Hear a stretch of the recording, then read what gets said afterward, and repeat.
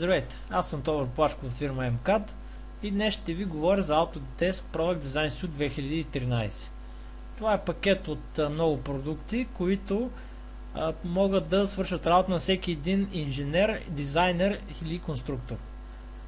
Autodesk Product Design Suite обхваща всички задачи, които среща един инженер при работата си, при ежедневната си работа, от концептуалния дизайн през визуализацията, симулацията на натоварването на вашия детайл или изглобка и, разбира се, резултата от цялото нещо, техническа документация. Нека започна първо с концептуалния дизайн.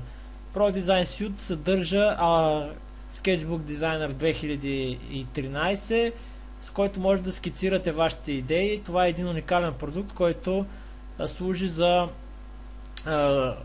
който използва растерно и векторно скициране. Всяка една скица след това може вие да използвате за подложка на вашия проект, да използвате за да направите всеки един детайл или сглобка.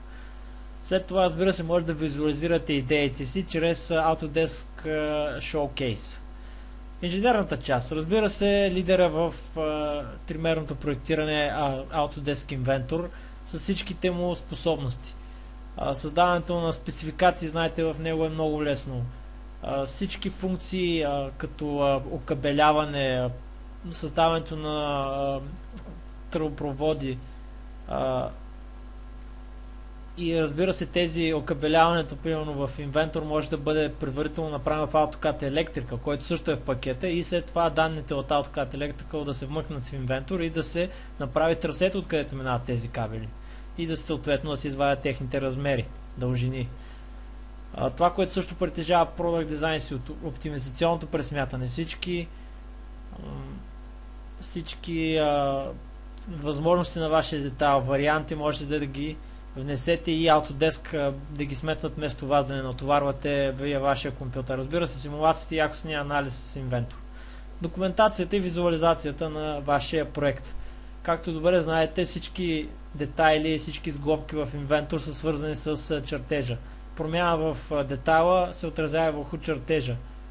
Inventor е традиционно много силен в документацията на вашите проекти. Разбира се, можете и да ги управлявате чрез вградения, също Vault Basic в пакета Autodesk Product Design Suite.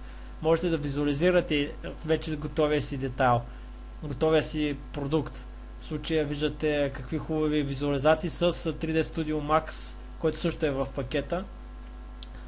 И като цяло Product Design Suite може да ви свърши идеална работа от самото начало на продукта, от концептуалния дизайн, през визуализацията, якостния анализ, динамичните симулации и в крайна сметка да получите едни ефектни маркетингови материали чрез визуализацията и, разбира се, резултата от конструктивната работа на всеки един инженер, а именно техническа документация. Това е пакета. Това са трите вида пакета с продукти, които са включени в тях. Виждате, че продукти са доста. Разбира се, има и базови AutoCAD, който всички познаваме. Може да го видите на нашия сайт този пакет.